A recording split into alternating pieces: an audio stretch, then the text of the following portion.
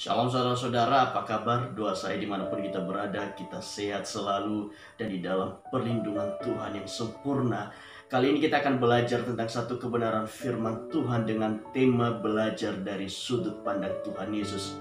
Saudara-saudara, ketika kita mengalami sesuatu, ketika menilai sesuatu, tentu kita punya pandangan tersendiri. Nah, pandangan tersebut belum tentu sama dengan cara orang lain melihat, cara orang lain memberikan tanggapan.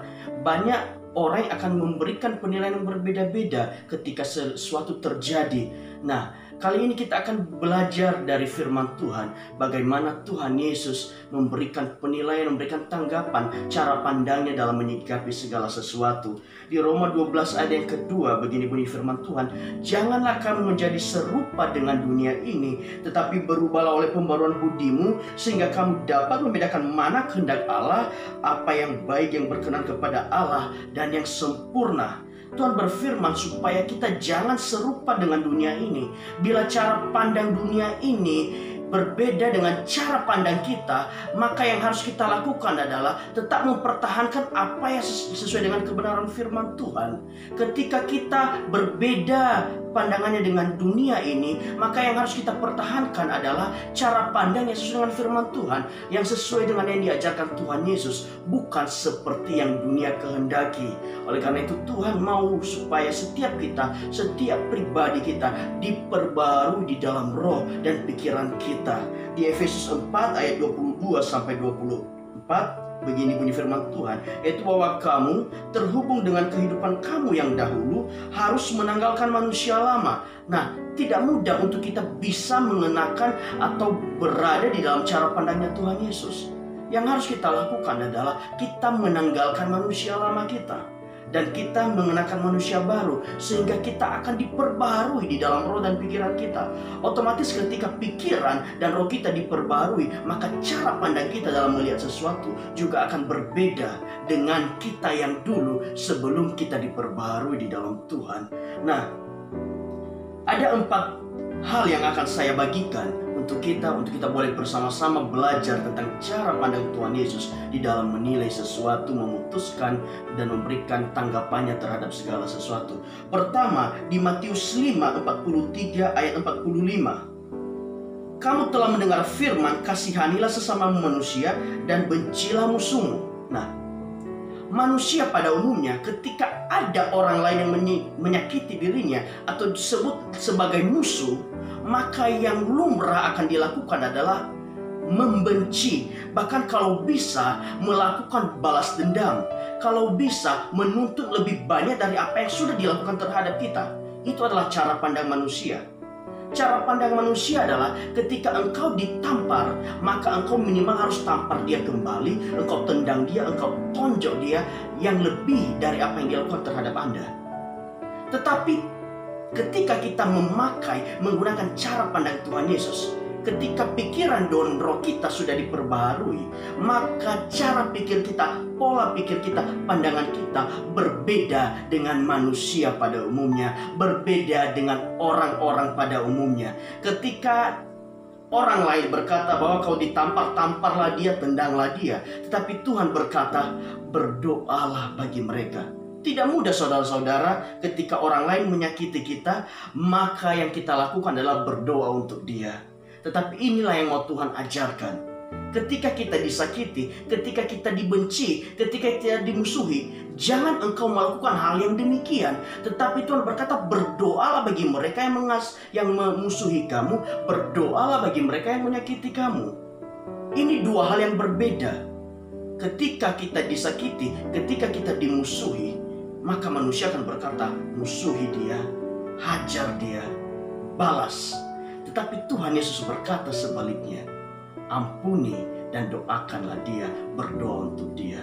Nah, ini adalah suatu hal yang sangat berbeda. Dan saya percaya ketika kita sudah belajar firman Tuhan, kita belajar tentang kepribadian Tuhan Yesus, kita mampu melakukan hal ini walaupun sebenarnya tidak mudah. Firman Tuhan berkata, apabila pipi kirimu ditampar, maka berikan juga pipi kananmu. Memang tidak mudah saudara-saudara melakukan firman Tuhan, tetapi ini sudah dibuktikan oleh Tuhan Yesus. Ini sudah dilakukan oleh Tuhan Yesus ketika dia disalibkan, ketika dia dihajar, ketika dia dicambuk, dia dipukul. Bukan kata-kata kutuk yang keluar dari mulut Tuhan Yesus, tapi apa yang dia lakukan? Dia berdoa kepada Bapa, Bapa, ampunilah mereka, sebab mereka tidak tahu apa yang mereka perbuat. Saudara-saudara, dimanapun kita pada saat ini, apabila ada seseorang yang menyakiti kita, maka jangan balas dendam, jangan menyimpan sakit hati, tetapi sebaliknya berdoalah bagi dia, minta ampun bagi dia, dan berkatilah dia. Maka Tuhan itu yang maha adil, yang akan membela setiap permasalahan kita, apapun yang kita alami. Yang kedua adalah di Yohanes 8 ayat 1-11. Ketika orang-orang menemukan seseorang wanita yang berzina, mereka membawanya di depan Yesus. Mereka mau melemparnya dengan batu. Mereka mau menghakimi dia. Mereka mau menghukum dia. Mereka mau memberikan pandangannya masing-masing. Nah, ini adalah hal yang lumrah untuk pandangan manusia pada umumnya, pandangan orang-orang pada umumnya. Ketika orang ditemukan bersalah, apalagi berzina, maka yang harus dilakukan adalah dihukum. Pada saat itu harus dirajang dengan batu. Tetapi saudara-saudara, kembali lagi, cara pandang manusia berbeda dengan cara pandang Tuhan. Ketika orang-orang bersemangat untuk menghukum yang berdosa, ketika orang-orang sangat bersuka cita rasanya menemukan orang berdosa dan ingin menghukum, yang Tuhan yang lakukan adalah sebaliknya. Apa yang dilakukan oleh Tuhan? Dia berkata, jikalau ada di antara kamu yang tidak berdosa, silakanlah melempar terlebih dahulu. Tetapi ternyata tidak ada yang berani satu persatu meninggalkan perempuan itu. Dan kemudian Tuhan berkata kepada perempuan itu, mereka tidak menghukum engkau, maka saya juga tidak akan menghukum engkau. Pergilah dan jangan berbuat dosa lagi. Saudara-saudara, ketika manusia menemukan orang lain bersalah, maka yang lumrah terjadi akan dilakukan adalah akan dihukum, akan dilempar dengan batu, akan dicemooh, akan digosipkan, akan dikucilkan.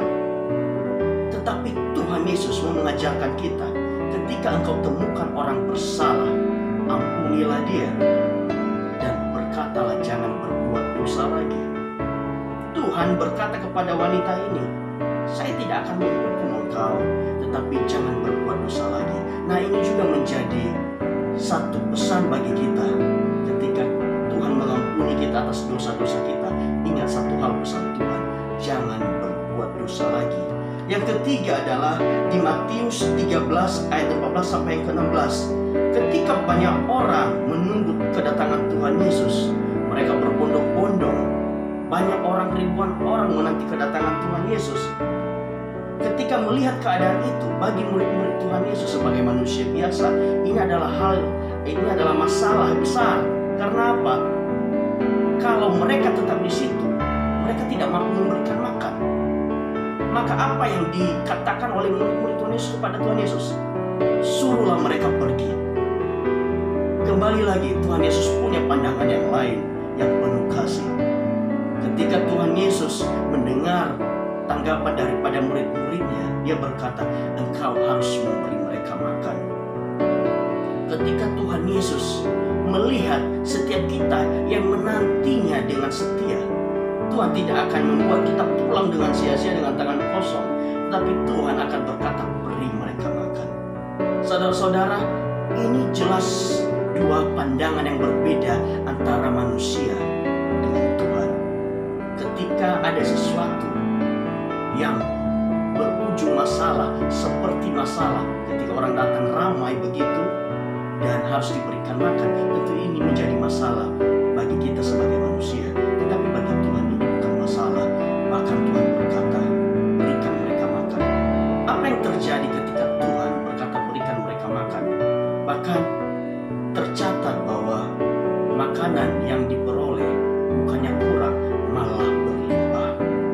Saudara-saudara, tidak mudah untuk hidup di dalam kebenaran firman Tuhan. Tidak mudah untuk hidup sesuai dengan hidupnya Tuhan Yesus di bumi ini. Tapi kita harus belajar. Memang akan sangat berbeda dengan cara pandang di dunia ini. Tetapi hiduplah dari apa yang Tuhan Yesus tetapkan.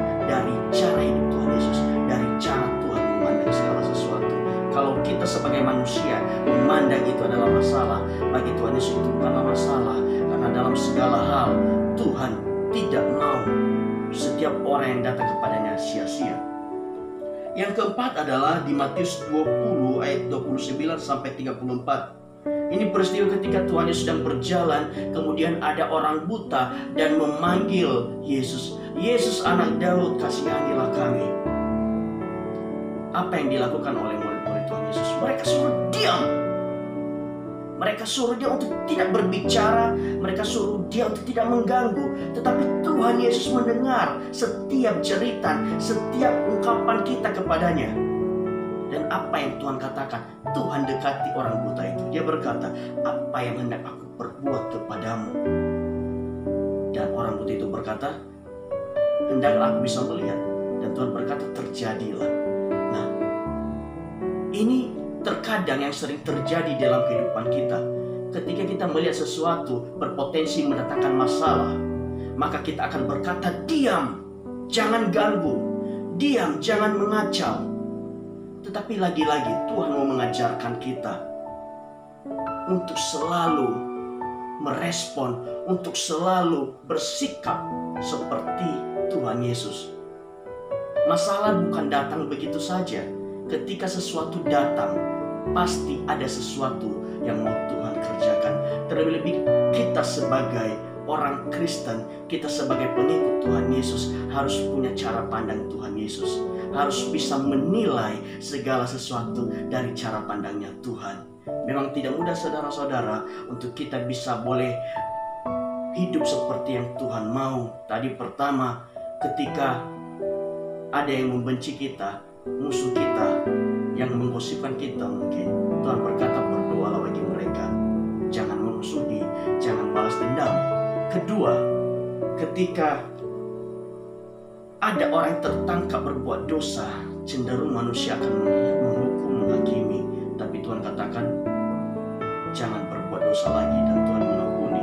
Yang ketiga, ketika orang datang mencari Tuhan Yesus, ketika banyak orang berbondong-bondong, secara manusia kita berkata ini adalah masalah, tapi Tuhan katakan, engkau harus beri mereka makan.